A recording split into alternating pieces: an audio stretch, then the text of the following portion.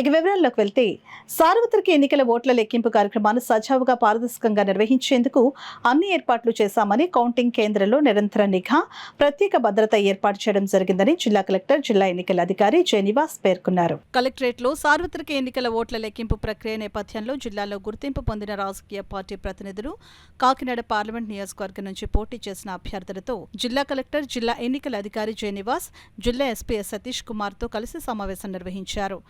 అభ్యర్థులు ఏజెంట్లు ఓట్ల లెక్కింపు ప్రక్రియకు తీసుకోవాల్సిన జాగ్రత్తలు, కౌంటింగ్ ఏజెంట్ల వివరాల నమోదు, కౌంటింగ్ కేంద్రాల్లో అనుసరించాల్సిన విధానం, స్ట్రాంగ్ రూమ్ల భద్రత, అభ్యర్థులు ఏజెంట్ల వాహనాల పార్కింగ్, ట్రాఫిక్ నియంత్రణ, పోస్టల్ బ్యాలెట్ ఓట్ల లెక్కింపు, ఎంసీసీ అమలు, లా అండ్ ఆర్డర్ 144 సెక్షన్ అమలు తదితర అంశాలకు సంబంధించి జిల్లా అధికారి యంత్రాంగం చేపట్టిన ఏర్పాట్ల వివరాలను జిల్లా కలెక్టర్ జిల్లా ఎన్నికల అధికారి జెనివాస్ జిల్లా ఎస్పీ సతీష్ కుమార్ రాజకీయ పార్టీల ప్రతినిధులకు అభ్యర్థులకు వివరించారు.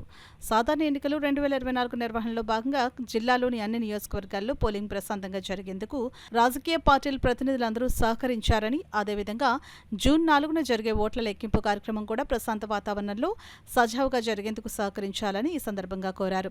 ఈ సందర్భంగా జిల్లా కలెక్టర్ జిల్లా ఎన్నికల అధికారి జెనివాస్ మాట్లాడుతూ సాధారణ ఎన్నికలు 2024 ప్రక్రియలో తుది ఘట్టమైన ఓట్ల లెక్కింపు కార్యక్రమాన్ని జూన్ 4న పారదర్శకంగా శాంతియుతంగా నిర్వహించేందుకు స్థానిక జేఎన్టీయూలో అన్ని రకాల భద్రతా చర్యలను చేపట్టడం జరిగిందని అన్నారు.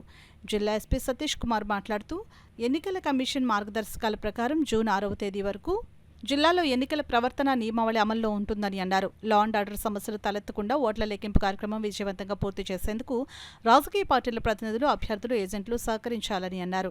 సమావేశంలో డీఆర్ఓ డాక్టర్ డి తిప్పేనాయక్, గుర్తింపు పొందిన రాజకీయ పార్టీల ప్రతినిధులు, అభ్యర్థులు, ఎన్నికల అధికారులు తదితరులు ఉన్నారు.